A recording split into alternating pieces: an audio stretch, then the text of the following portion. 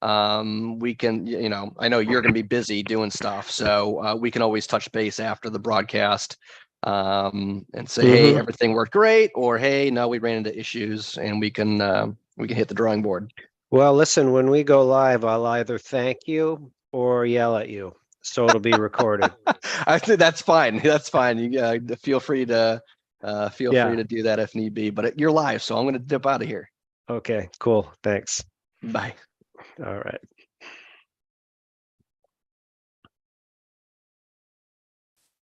Okay, good. Do we have confirmation that we are live on Facebook? Not yet. Okay.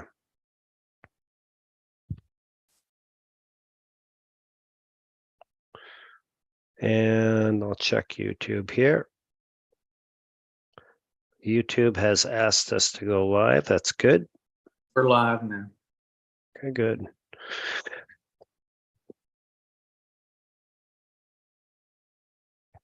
All right, greetings everybody. Brian Terrian here from the Disability Digest with an all new live event with some guests here today. So Philip, thanks for joining us. Delano, thanks for joining us.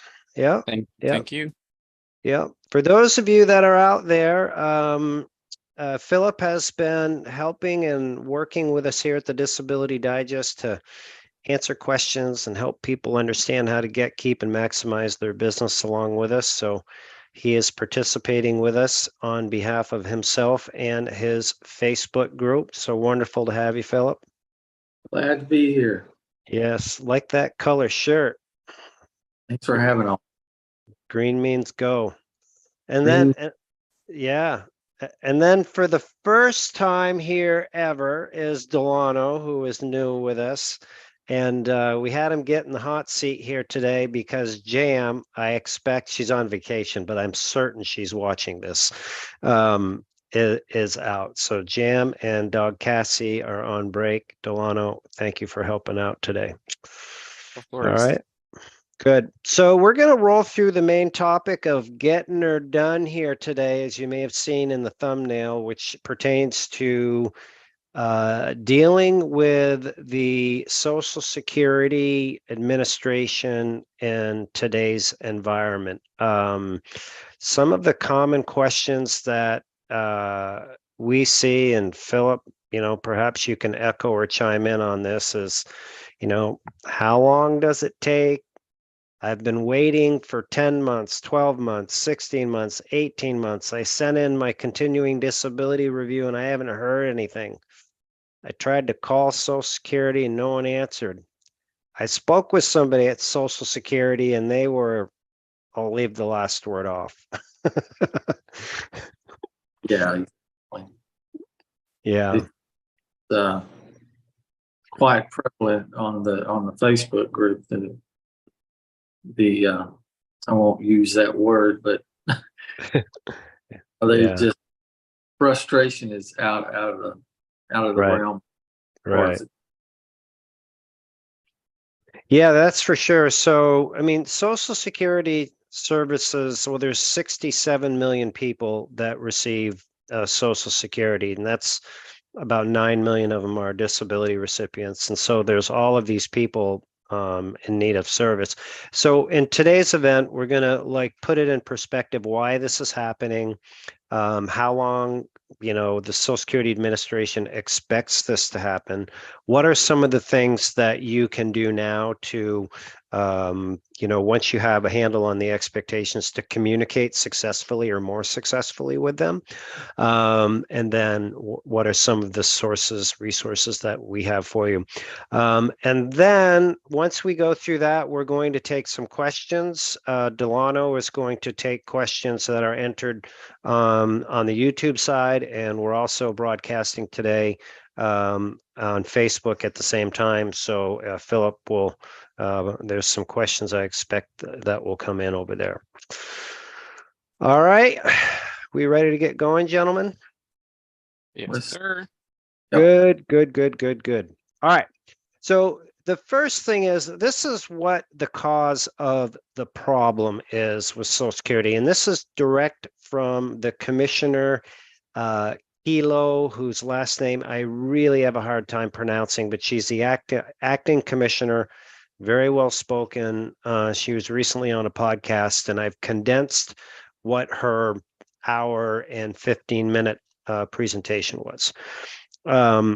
So the cause of the problem is staffing, really. It's at an all-time low, or hit an all-time low. And that is as a result of a combination of things. They had a budget freeze that has since been resolved. So that, I should say, there was a hiring freeze. So they had these problems, hire anybody, had to try to solve the problem with the resources that they had. A big impact on Social Security was that they still claim is as they went through COVID, they remoted their workers. A lot of workers went to work from home and decided that this is really nice. You look at Delano's background and those comforts of working at home and your residence there. I mean, who wouldn't want to do that, right? So then they got this call that, all right, the party's over, COVID's cleaning up, and you got to go back into the office. And a significant amount of people that were close to retirement especially said, not going to do it, or I'm going to go work somewhere else where I can continue to have my lifestyle. So that was a big dent. So here's where they're at right now. They have about 4,000 people to get the service level back to an acceptable, right? And bringing on 4,000 people, it takes somebody in their work environment about 2 years to become proficient.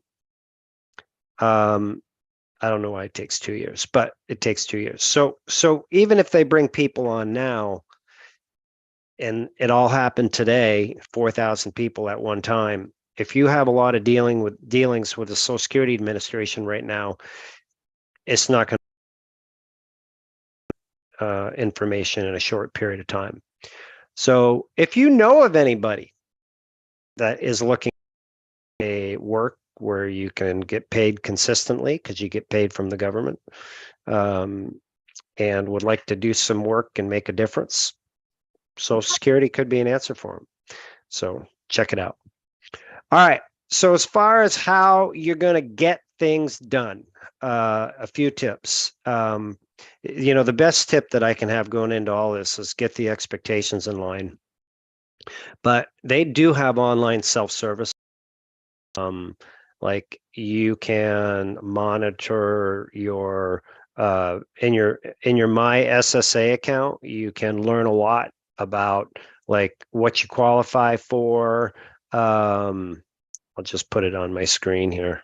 I think I've got some other stuff on the moment on here, but I'm going to pull it over. So if you don't have an account set up with Social Security, you just go to myssa.gov and you can create or sign in like you see here. And some of the benefits of this is like if you're just starting the disability process, you can go in and see like what your check amount would be, even if you qualify for it. If you are considering retirement or want to know what your retirement amount would be at age 62, 65, or 70, you can also find that out in here. Now, mind you, there is a degree of complexity in setting up your account, and millions have done it. But if you get locked out, then that's a problem, because I am one that's been locked out for 18 months and I work for them. But not to discourage you, if you don't have a MySSA account, you should definitely set one up.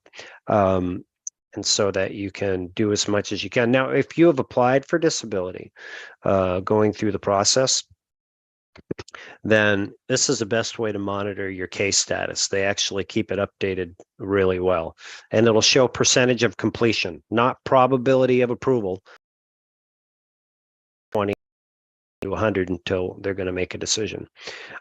So the basic tip is make sure that you're using your MySSA account, and that will help you out. Now, Another thing I want to share with you to add to all of this level of complexity is what is going on with the what's going to cause problems going forward in the future. So what I'm sharing with you now is from usafacts.org, and they track the performance of disability and disability applications and wait time and all that. So this right now shows you the average disability wait time of 223 days for a decision. Now, it's a national average. There's some outliers for sure. But if you're definitely like in the state that Philip is in, Texas, or you're in Florida, those states are definitely at 223. So if you're applying for disability and you've been waiting 6 months and you're scratching your head and getting all irritated that, it's taking a long time. Well, here's why. You've got the highest number of cases in the system, which is down here at 1.4 million. And then you've got all of these service problems that are out there. Now, here's what's projected to go forward. Is there's 1.4 million cases in the system, but in the recent podcast, Social Security expects another 400,000 disability applications to go in the system this year. Now, certainly some will come out. We don't know how many, but so that trend is going to go up. I don't know how they predict this exactly. They didn't elaborate, but I expect a softening economy is going to drive that, as it usually does, but in our aging population. So those are some of the things that you work with. So if you've listened into the messages that we've done here before, or conversations I've had with Philip that have been recorded, if you are in pursuit of your disability benefits or you're doing your continuing disability review, it's really important to make your representation of your application or your eligibility to continue stand out. Because if it's not clear and it's not confusing and somebody's got to make a decision, in my opinion, it's easier to say no in this environment than it is to say yes, right?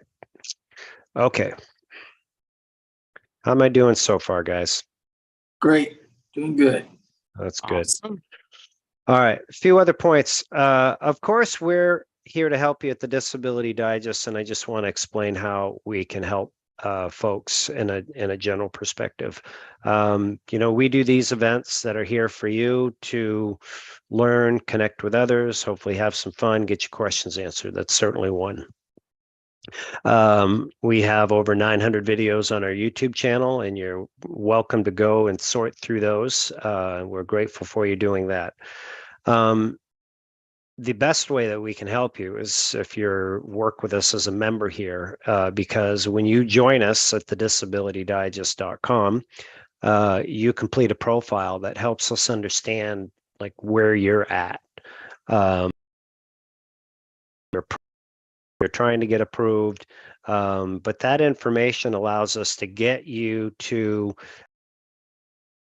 at the Disability Digest now.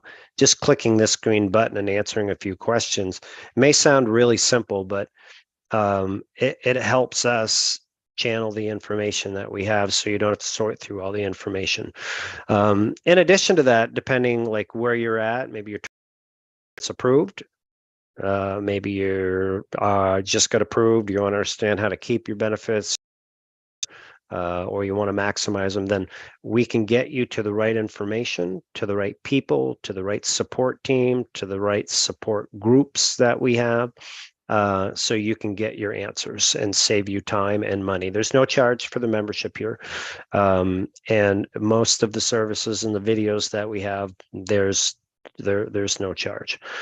So that's how we can help you here. Now, I want to give you an example of if somebody's trying to get approved for disability, how we have been helping people get approved. We have and we have strategies that are very similar, like you can do it yourself or have it done for you in other parts of our business. But if you're trying to get approved for disability, and you certainly, again, can follow all the videos, but we have a disability approval course that has been put together with industry experts, like you see on the screen here, John Ginsberg.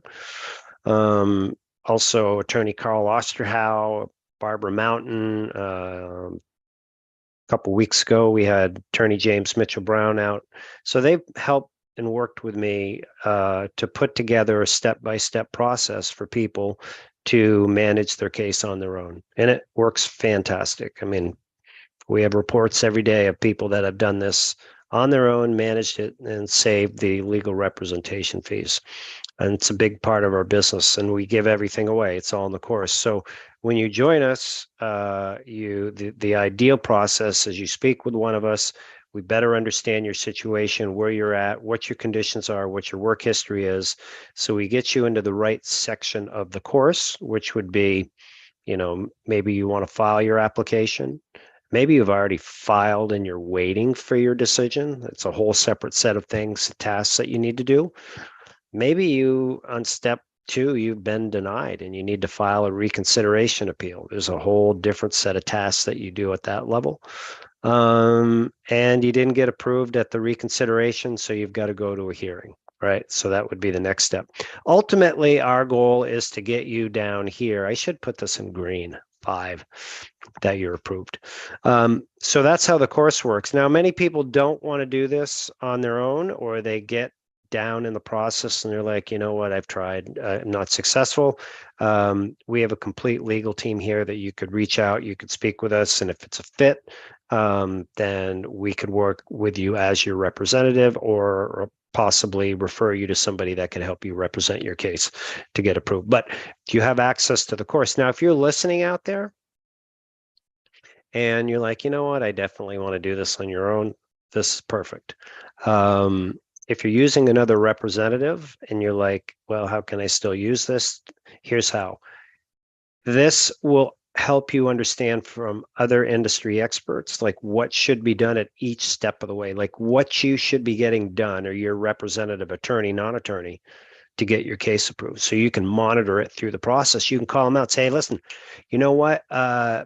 You don't have my doctor's support work done, or you didn't give me the right guidance to go to my independent medical exam, or why isn't that you didn't review and brief my case and send a statement into Social Security. You can call them out on that, so you can make sure you're getting the most for your money, right? So those are some of the things that we can. Now, if you're already approved and you're receiving your disability benefits, we have a similar strategy where you can request a review. You can speak with experts here that understand what you're entitled to, what you should be paying for and not paying for, help you maximize your benefits. So those are some of the things that we can help you here. So just to recap, I think you've got to set your expectations in line, understand what you're at, use the tools that you have access to, definitely the free tools, the My SSA account.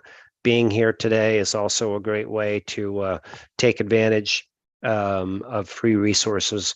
I know, Philip, in your group, I don't know, you've got how many people joining that thing every day, but you provide a lot of guidance and free information out there for people as well. So take advantage of those. Yep. Last note on this is not all free information is accurate information, I guess, which means that not all free information is good information. Now, I'm not saying that we provide misinformation. I'm just saying that if you're participating or getting information from the proverbial brother-in-law out there, make sure that you check the source, right? Yes. So good. All right, what do we want to do next? We want to take some questions. If you're joining us actually out there, just a heads up, great time to enter your questions in the chat so we can help you out with that. Also, it'd be nice to know like where you're participating from. Are you approved or not? Yep. Yeah. Mhm. All right. So let's see. How about we do this? Delano, do you see any questions on the YouTube side that we can start with to get answered? Sure, Brian. So there is one that I'm seeing that stands out from AJ. He says, I'm disabled. I'm a disabled US citizen living in India. Can you represent me in filing appeal for SSA CDR visa if it gets terminated age 55? So for me personally, no, I don't believe you're in our benefit protection program, but it's possible that we could help you find somebody that could do it. Like in some instances, Attorney James Mitchell Brown, who's been here recently speaking, will help individuals out. So not certain, but possible. Yeah, and a lot of it depends on, you have to, it's more difficult for people outside of the US because your benefits are dependent upon your continuing treatment, and how they view that treatment that you've been obtaining is an issue. Good question. Okay. And there's not very many other questions in the chat. Just a few people stating when they've applied and how long they've been waiting for. But I actually have a question myself, and I'm fairly new here, and I find it interesting that, last week I was speaking with around 3 veterans that were 100% disabled, according to the VA, but they had a difficult time getting their Social Security disability benefits. Any idea why that would be? Unfortunately, yes, that's a great question. Any veterans out there today? Chime in if you do. Thank you for your service. So, yeah, so I'd say right now, like there's 20 to 24 veterans that we are working very closely with that have a 100% rating that have had a challenge getting approved. And some of the challenges are this. First of all, the rating of 100% in the Veterans Administration is not directly transferable to Social Security. So they look at disability in percentages, and it's a cumulative percentage, and maybe that cumulative percentage up to 100% still means somebody could function and do some work. But that said, the challenges with somebody that is legitimately qualified for Social Security and getting them approved are the following. One is most veterans are using the VA, Veterans Administration, for their doctoring and their treatment. And when they go to the VA, their medical records are not recorded or kept. How shall I politely put this? Consistent with civilian medical records. So when Social Security looks at them, they don't have the same ability to determine if somebody is being treated, has limitations, and qualify. It's more challenging for them. Another component of that is oftentimes when you use the Veterans Administration, it's a bit of a long-winded answer, but it's a great question, is that you'll have a primary care doctor that you'll go to in one visit, but then when you go back the next time to see your primary, it could be a different doctor. So they likely don't understand you as well as having the same doctor treating you. The next problem is veterans, especially combat veterans, are taught to play hurt. They have likely been in service with injuries, conditions that would, like for a normal civilian, would be treated much differently. So when they go to the doctors, they might have a civilian pain level of 9, but they're reporting it as a 5. So the medical records are going to be tough. If they've got a 5 in their medical records, but they're really a 9. So that's that's another challenge. Here's the last one, believe it or not. I participate in a networking group. There's like 70 different people that do this work. 77 actually. And they have collectively agreed on this, that there are a lot of judges at Social Security that hear these cases when they go to court.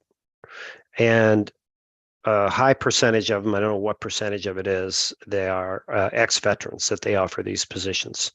So they're like listening to a case, and you would think they might be empathetic and understanding. Maybe sympathetic is a better way to put it. But they actually have a bias like, listen, dude, I'm out here working, I'm doing this judging stuff. And, you know, you should be working too. So that's my long-winded answer to what the challenges are. Challenges certainly can be overcome. We just had a 38-year-old 2 days ago get approved for his disability benefits. Super excited about that. He had to go to court, but this was his second time, not with us. First time with us was another time he tried with somebody else. So it can be done. Yep, great question. Okay. Thank you, Brian, for that answer. While you were giving me my answer, a couple other people chimed in with some questions of their own. We've got Nancy Joe saying that you stated that you work for Social Security, but what do you do, and that it brings up red flags for her. I suppose she's asking for a bit more clarification on the role you play. Sure, on my red flagness. I am a Social Security disability representative. I'm not an attorney, not a doctor. And so when people would like to have representation, we are an option. We provide the course. And I've been doing this work for 17 years, and I'll tell you why I chose to do this. It's a colossal pain in the ass to become a disability representative because you have to study a big fat book of laws and then pass a test, and then you have to go through every year and be certified. But in this work, there are people that just cannot do this on their own. They just know that they cannot do it on their own, and they want to have representation. So in our situation, we were referring people for the first 15 years, 14 years to other individuals.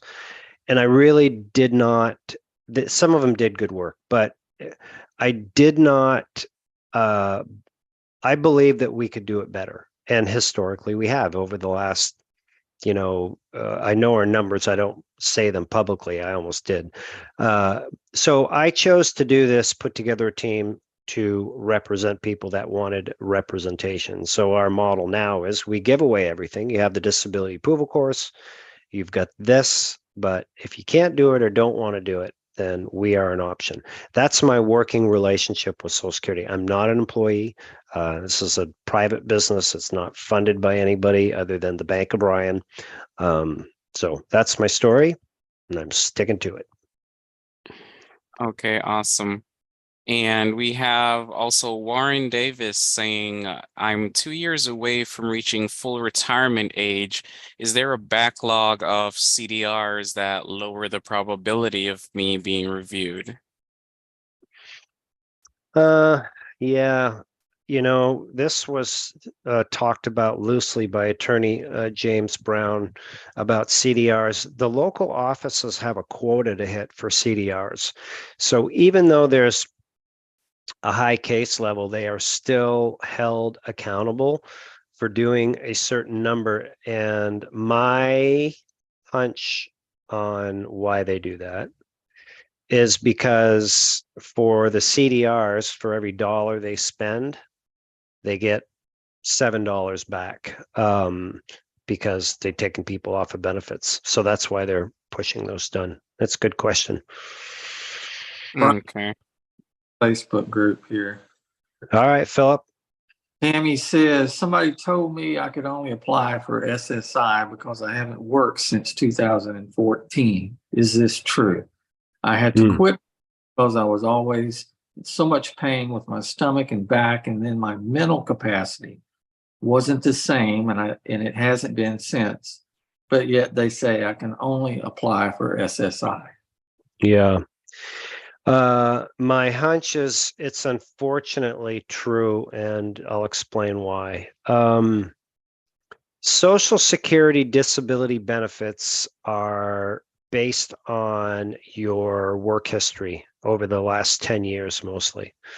And if you've been out of work for more than 5 years, they expire. They just go away. So it was Tammy, is that right, Philip? Yes. Yeah. So in Tammy's situation from 2014 to 2019 was probably the last year that she was insured. So the only way that you can get those back is to work, and she could work, she would work. So my public service message to people out there, if you know of people that are, you know, in a situation like this, stay-at-home moms is a very vulnerable category because they stay at home to work, and something might happen to them, and you raise kids for however long, you know. My wife was home for years, so we become uninsured. So you have to work out a family strategy to cover that risk, or, you know, you could stay insured by doing something part-time.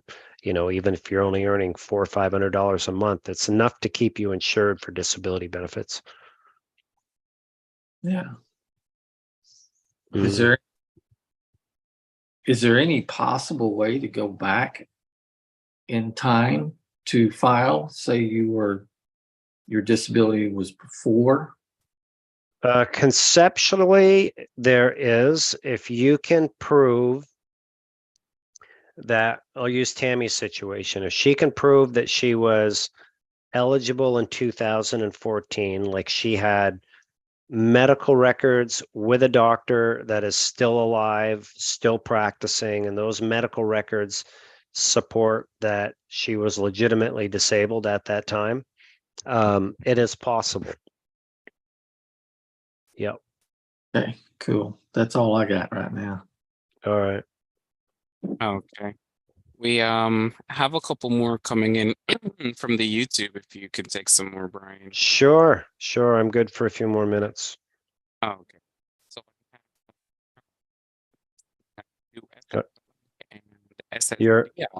Your audio faded out on me there. Sorry. Let's just do a sound check and continue. Yeah, it's still fading. Maybe I can find it. Let me check.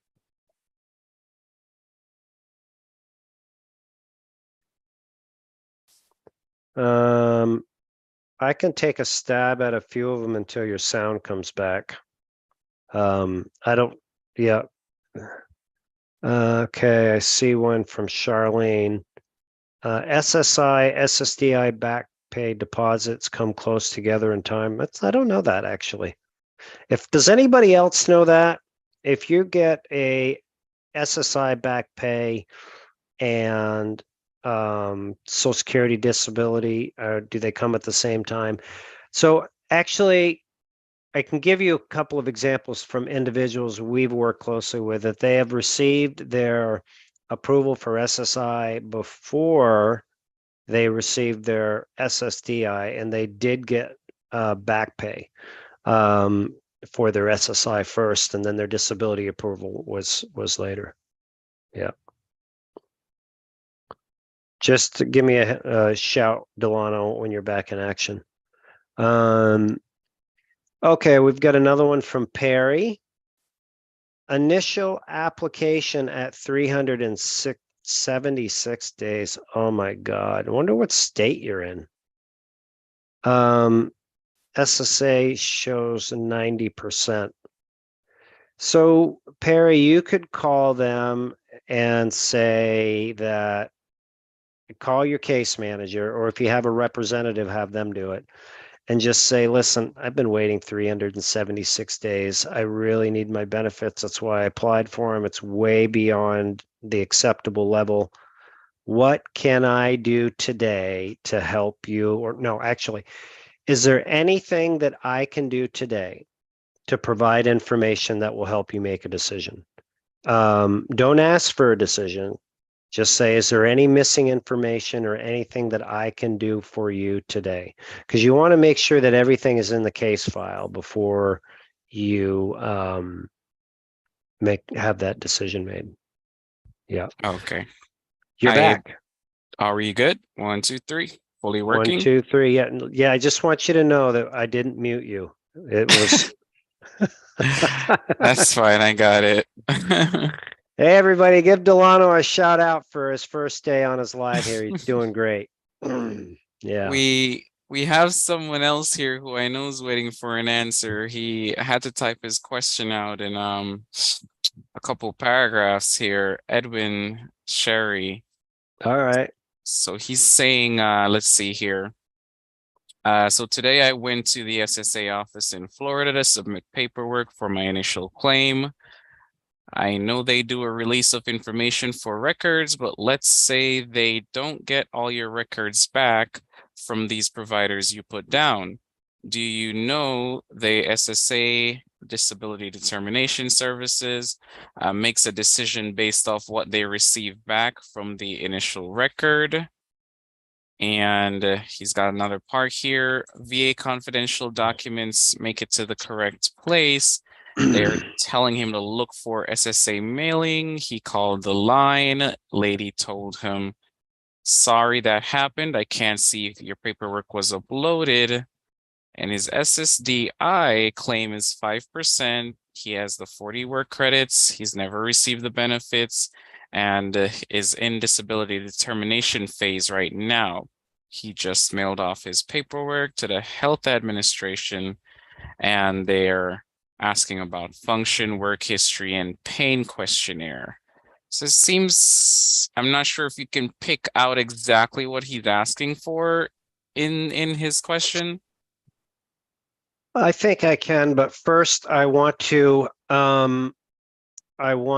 congratulate and provide an award for the longest question ever submitted on our YouTube live event. Congratulations, that's awesome. Here, if I missed something, Philip Delano pointed out, but here's where I think the question is an answer. When you provide 5 doctors to Social Security and ask them to request those medical records and go in your case file. If you're managing your case on your own, you don't have a visual on this. The only way you're going to find out is by contacting your caseworker with the same flavor of question that I just provided on the prior one. Is there anything I can do to help you make a decision? Do you have the 5 doctors and do you have the medical records from the last 12 months?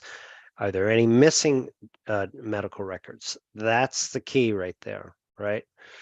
And if you submitted any other like independent evidence, like residual functional capacity reports or third-party evidence, you want to make sure that that's in the case file. Because if you don't do that, let's say one of those records is missing. When you receive your denial letter, it'll say, we requested medical records from these 5 doctors and we only received medical records from these 4.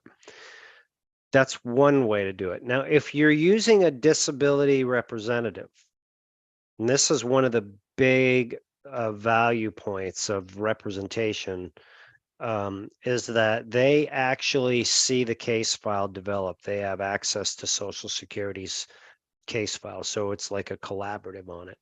So they can see the medical records that are in there and they can communicate on what is and what isn't. So that's how to handle that. Did I miss anything on that, gentlemen? Don't think so. No? No, I don't think so. And he's saying that's a great answer as well in the chat. So I think you're fine here. Okay. All right. And this is one from a little earlier. I'm not sure if you had just a moment here. It's taking a moment to come in. You can continue while it takes to pull up. Sure. Philip, anything going on your side? I wanted to address one here. This member wrote in, says, my son has first time phone interview. He is 18 years old and is DAC. I guess that's disabled adult child. He was diagnosed with autism.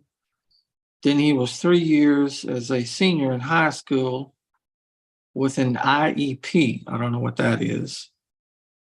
What kinds of information will be needed or need handy for the phone interview with the office? And does he need to sign some kind of information or release from all his doctors? So the information needed is if he's applying for adult benefits, which at age 18, I believe he would be, then there's a Social Security disability checklist that let's see if I can pull it up while I am doing this, that you can go through, and that will give you everything that you need to file. Now, there's no work history or maybe minimum work history that you will need. So it's let me pull it over here. And this is good for, if you're anybody that's just getting started. If you just go out to Social Security and you type in the Social Security disability checklist, it's going to pull this up. So have all this information that they require, and it's probably, maybe you're not able to see it on the screen. And you're just providing information. They may ask, some performance related questions, but they will influence the case, but they'll have minimum, they're if you say something wrong, it's not going to be a deal killer at this point. I guess that's what I'm saying. Okay. Here's another one to address. Is it normal to charge state or local taxes on a $7,200 fee? Never heard of it. Well, I don't know if you can actually, because there's only one fee structure, and there's a Social Security. If you signed a fee agreement, it's SSA 1693, I believe is what it is. And it's just really clear. It's 25% up to 7,200 or 7,200. So no state tax. Now somebody can, and I'll put this on the screen as well. I'll put it in the chat also. But that's really what you should go through and look at and read, is this document right here. Right. So if there's any variation of this right here, then I would ask a lot of questions or just run. Yeah. Okay. So, Philip, this is going to your group, right? Yeah. Well, I was going to put it in the YouTube chat by mistake. So, but just have whoever is checking this out, if you go out on the internet and type in the letters Sam Albert SSA form 1693, you will find this document. All right. Somebody else asked, can I collect my Social Security while waiting for disability to be approved? Sure. Yeah. Yes. Yeah, there's a few things to know about that though. Let's say that you're 62 and you're not able to work. And your your Social Security at age 62 is $1,500, but your disability check is $1,900. It's usually about that difference.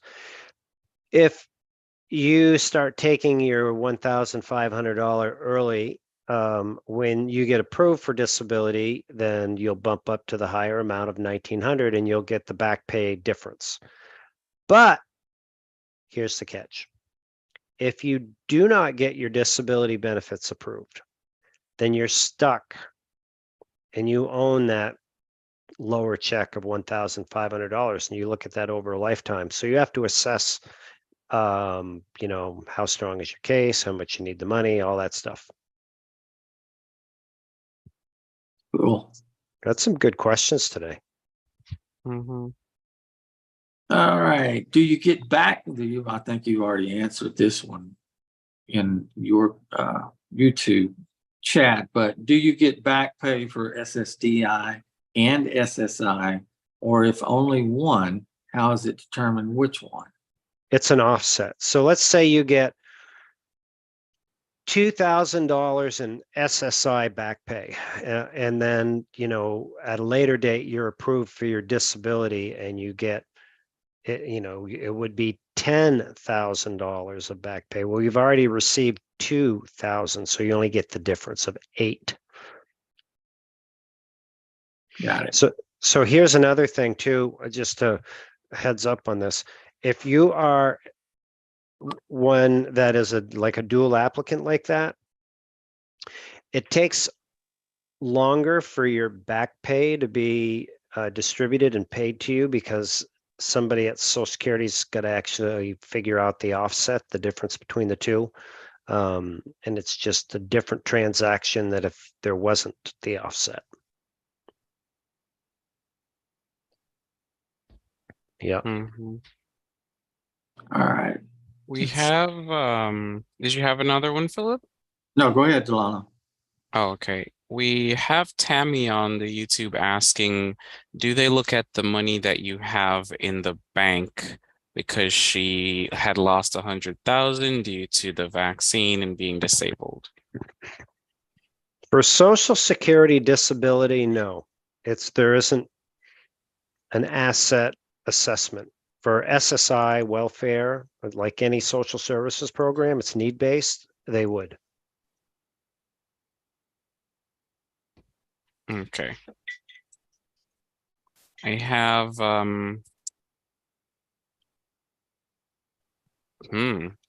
Roger is asking, what if I'm a musician with bad muscle disease? Can I make a living off of my music and not lose my disability check?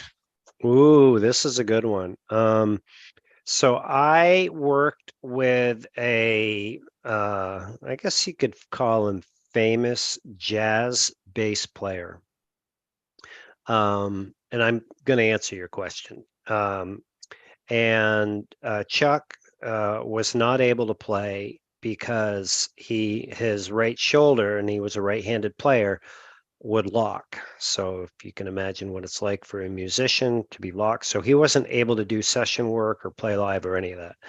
So we were able to prove, based on his work that he's done, it's all he's done really, he loves to play music, that he wasn't able to do it anymore. So we're able to get him approved. Now, he also has an online presence where he sells lessons that are pre-recorded, and other aspects of his music that have already been produced. And so it falls into a royalty category. So here's how I encourage you to think about it. And this is applicable for musicians. It's applicable for anybody who wants to supplement their income. If there's transactional income, like Delano, Philip, and I are here today, like, you know, the time is in. This is the time that we're putting in to get money out. But if this video is produced and it's out there for years and it has ads that are run on it by our partner Google, then that revenue that's associated with this video and others that have either produced videos or books or music, that is passive income that when you file your taxes should be categorized properly and does not count towards your allowed amount to make. Does that make sense, my explanation? Mm-hmm. I Yes. understood it. Yeah. So passive income, folks, start a YouTube channel, write books, sell your music.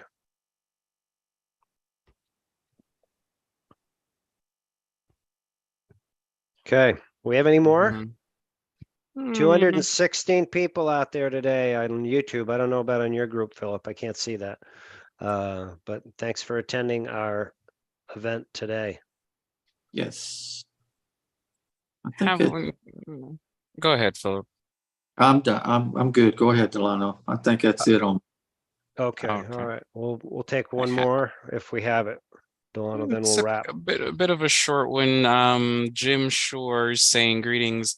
I've been receiving SSDI for 3+ years. When should I expect a review? Yep. Yeah, hopefully you'll never get one. But your award letter will point out or should point out the increment. It's typically, 3 to 5 years. If you're younger, like under 40, it could be 18 months or even a year. And you're subject to the review up until you reach full retirement age, which for most is 65. So they don't happen like clockwork. And best advice I have is just to prepare and follow the information that we have here on this YouTube channel. There's a 10-part course that we have put together with attorney James Mitchell Brown, who is an expert on this stuff, that will help you prepare and survive your CDR. Now, there's 4 of those segments that are on our YouTube channel, and you can just search keyword CDR, like Charlie, David, Robert. If you're a member, or when you join us as a member, you can just request the course on our support desk or in your registration, and you'll get all 10 segments. And if you get super stuck and denied and your check is turned off, then there's access to legal options to help you get it back. Okay, perfect. Is that it for today? If you want to squeeze one more. I'll take one more. All right, one more. All right. We've got brother Phil Snyder. Just kidding. He says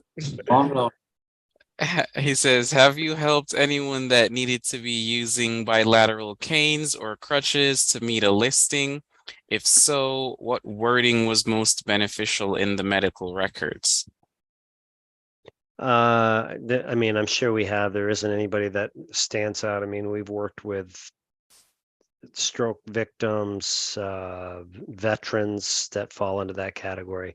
You're asking for legal advice, and it's difficult for me to give exact legal advice without looking at the medical records. But what you want to do is make sure that you communicate your limitations with the listing. Like there is, for the musculoskeletal listing, there is a mobility component of it, like what your range is. And if your range in your medical records is like 10%, then you want to correlate that in writing. Here at the Disability Digest here, in our disability approval course, like when you come on board, you speak with an advocate, they're going to assess your situation and put you into the appropriate section of the course, which it sounds like you're just starting, but also they will provide you information on some of the most common listings, like musculoskeletal is one of those, so that you can get from our case representation legal team what the language and the perspective is and how to do it and what to look for. So we could definitely help with that. If you're not already a member, come join us and just make sure you let us know that that's what you're looking to achieve. Good. Okay. All right, let's wrap for the day. Listen, gentlemen, this has been wonderful. Philip, thank you for joining. Yep.